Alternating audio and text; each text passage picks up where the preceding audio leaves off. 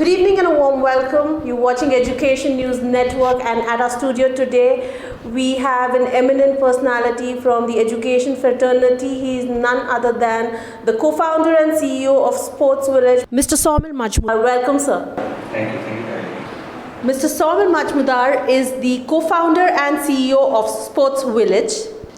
He's been working very closely with schools, federation and policy makers for creating opportunities for the students to experience the magic of sports. He is also the recipient of the prestigious Emerging Edupreneur Award. So, Mr. Saumil, tell us something that these days sports education is very important. Sports is very important for a child. Physical activity plays a really great role. So what do you think that the difference that sports or the extracurricular activities these days gets a difference in a child's life? So, it's a good question. I think if you think about children from the time they are born, they want to play. And the way they learn, about the world around themselves, around them, the way they learn about how to interact with things, the way they learn about how the world interacts with them is through play. And if a system is designed for something, the more you use it for that something, the best value you get out of that. From a children perspective, they're designed to play, designed to move. Our modern context has created situations where they're not moving as much as they should. And that's really showing up in the outputs around childhood obesity, around stress levels, around all the other behavioral challenges, ADHD, a lot of other issues that are coming out. Do find the roots to the more fundamental question that if children are supposed to be playing and they're not playing, the downside will show up somewhere. So from our worldview, I think children are born to play. As adult society, we must find a way to children to play. If that happens, a lot of good things will happen in itself, and I can talk about that as we go down. Absolutely. So, sir, tell us something that when you started Sports Village, what do you think? Why was the need to come up with something very specific to sports education? What was there in your mind? You come from an IIT background and you have sudden transformation to sports education. What do you think? Why was the need for sports education? So, the sports education journey, the esports journey started in 2009. But before that, from 2003 onwards, we've been trying to get children to play with different models as Sports Village. We had a ground, we went to apartment complexes, we did corporate sports tournament, tried to build an app, we sold tickets, we did a bunch of stuff. But we found that getting children to play at scale was just not working through a lot of other models. They're very event specific. If you do an event, kids will play for an hour, 2 hours, 1 weekend, and that's it, it's gone. How do you do it at scale? And that's when we realized that the real challenges are getting children to play where one, how do you get, let's say 35 children to come together, the same age group, same broadly age, height, weight, the same time, and also how do you find a way to charge money, and how do you find a safe space for them to play. Now, schools solve all of those problems. For the first 5 years, we discovered that these problems exist outside school.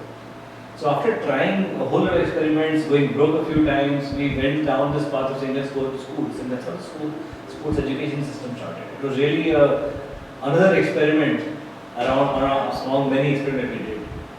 So what do you think? Why was the need of sports education coming into place? Why did you have the need to have this when the schools already have a PE teacher with them who's in-house, or they have a certain time frame that is dedicated for sports and other activities? Why do you think there was a need of Sports Village to come in?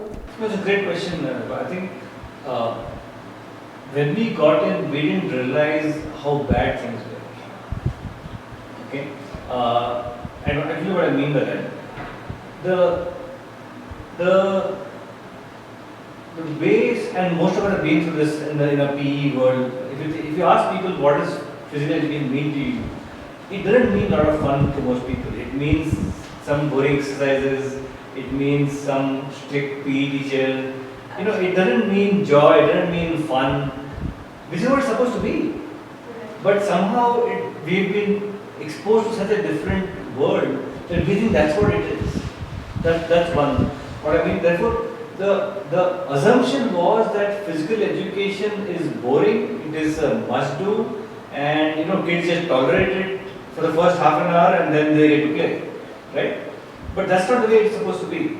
And to answer the question about why it happened, our hypothesis is that if you look at, you get behavior that the boss asked for or the stakeholder asked for and reward.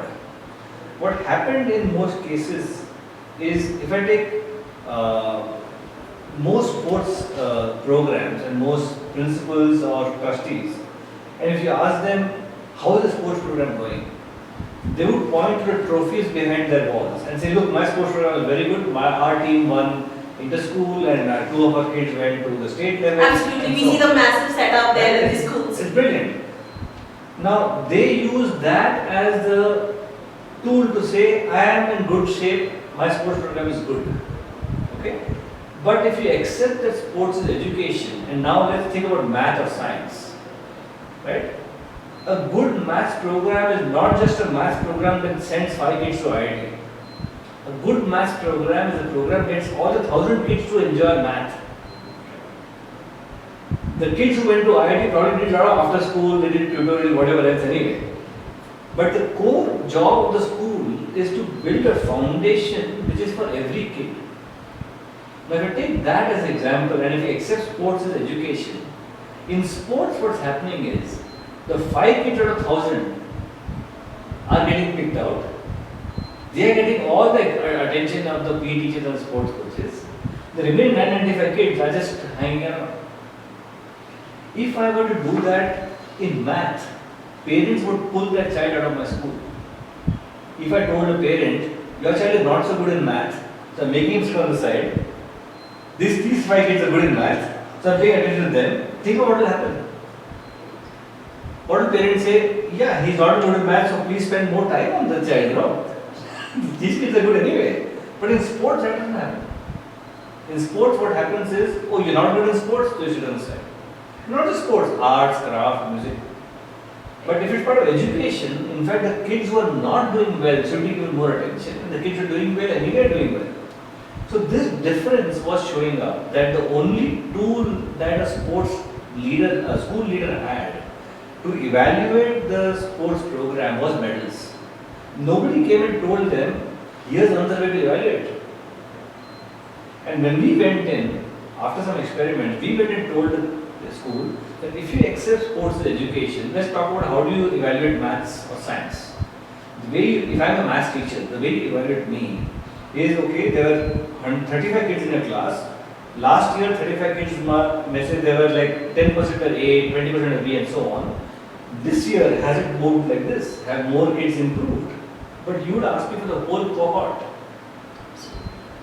Now, in sports, that's not what's happening. So the first challenge was, how do I make trustees and principals and parents understand that measure the whole group of classes of school kids and not just the 1 or 5 kids. And the measure we used was fitness. We took the view that parents are concerned about children's fitness, and whether you do dance, you do yoga, you do karate, you do sports, you should be fitter. And if you're fitter and have right skills, you play for life. So we created this fitness report cards. And then when we showed that to a school leader, said, look, this is what you should be assessing. Is where suddenly they were able to say, oh, this is exactly what I do in math. And then the connections happened that, oh, now sports are about education, I should review just the way I review math. What happens in math or science or English? There is a curriculum, there is a daily lesson plan, there is an exam, there is a trained teacher, parents get called if your child is doing very well or not doing very well. Same thing will happen in sport. So the parameter was wrong. Parameter was success of school teams. Parameter had to be changed to fitness and fun of all kids. And because the parameter was wrong, the experience that all of us also got was not so good as kids. And that's where was the opportunity for us. Nobody was asking the question. No parent was asking the school the question. And also I think it's because till maybe 15-20 years ago, there were places to play outside school, outside the house. So parents were like, school mein padhai karo, here you go and you play. Right. But now the place to play outside home is gone. True. So where does child play? So, Somal, when we talk about fitness and assessment and fitness, because of the pandemic right now, the COVID-19, all the kids are confined in their houses. They are not supposed to ride a bicycle. They are not supposed to go down and play with their friends. In such case, what do you think? What is the ideal situation? How can we, break that, or how can kids have some kind of physical activity? So what we have done over the last now month and a half is we've gone out and said, look, the home is the new playground. Home is the new playground. Now, which means if I have only so much of space, we are now doing with schools, we have a live online interactive classes called Play at Home, where schools integrate our Play at Home into their online curriculum. And we have a B2C active club where parents can sign up and actually get live interactive online classes where the child stays active, has fun, it gets fitter, physically fitter, emotionally fitter, mentally. Because remember, it's not only physical fitness now. We're dealing with a whole lot of mental challenges as well. And the solution is play. So we as adults have to find solutions that embrace the limitations of space and time. And with this COVID context, the limitations have gone even further. So how do I now convert my living room, 10 square feet space into a physical activity space? Now here's one important mental construct. People, when they think sport and play, they think large stadiums, they think big grounds, but play can happen here. The fitness and skill and interactivity with a live trainer or other kids can happen here. Digital lets you do that, and that's what we're trying to do now. That how do I give you the same experience of movement, of connection with other kids, connection with the teacher, getting fitter, learning the right skills, while you are in your living room in the 10 square feet space. So it's possible. Absolutely. On that note, we'll take a short break. Stay tuned. We'll be right back. We are in conversation with Mr. Somal. Thank you. Uniforms is a very crucial instrument to communicate the unique brand identity of your institution. At Unipro, we are a team of expert designers and merchandisers with over 3 decades of experience in the industry. We are currently catering high-quality uniforms to over 150 schools across the country. At Unipro, we work on the best quality fabrics that are fiber-dyed rather than piece-dyed. Our association with some of the finest mills including Mafatlal assures nothing but the best. Each of our garment passes through over 30 checks to ensure quality and consistency. At Unipro, we work to ensure that uniforms are superior in terms of designs, functionality, and quality. Unipro also provides new age fabrics that are antibacterial and dries off quickly. We suggest our clients to opt for one-of-a-kind customized fabrics consistent with your branding, giving your institution a unique identity. On the basis of the parent's profile and geographical aspects, our in-house designers offer suitable and unique pattern for your institution. Unipro provides you with the quality certificate as well as fabric swatches so that delivered products can be matched with samples shown at time of order placement. Our team of over 150 workers helps us ensure timely delivery. All the said aspects helps us provide the best after-wash results in the industry. Our production lots are consistent in terms of color, quality, and size. We have both online and offline distribution options. With our online portal and size guide system, parents can easily order uniforms from the comfort of their homes and receive directly at home. Our well-defined offline process enables us to distribute uniform kits to over 1,500 students per day within your school, thereby reducing distribution and waiting time. We as a brand provide you best quality uniform in a timely manner. Contact us today, 9945172940. So, Mr. Somal, tell us something that there has been a shift in name from Edu Sports to Sports Village. Can you tell us something about that? So we started as Sports Village back in 2003. Edu Sports started in 2009 as one of the many experiments we did from 2003 to 2009. And Edu Sports got slightly well known given the adoption that we got from kids and parents in schools. But as we went on the path, remember parallelly as Sports Village, we were also working with brands to get kids to play. We were trying to find all ways to get kids to play. And we found that while school is the center of gravity, the child's sporting journey requires a whole range of services in school, after school, at home, at the academy. So it's a whole. The school is like it's a two entities working, but the child's journey is not only school and the child, right? So all these four in school, after school, academies, and at home are part of that. Therefore, there was a need to expand the scope to say, look, we are here about a child. The school partnership is one very important peg, but that's not the only one. So that is point number one. And our vision is to get 100 million kids to play. Awesome. Now, think about that as a number. 100 million kids to play, 10 crore kids to play. We have to find all means possible. And while schools remain the center of gravity, we have to find CSR donors, we have to work with brands, we have to work with academies, we have to work with other experts to make sure that every child progresses as much as the child wants on the child's sporting journey.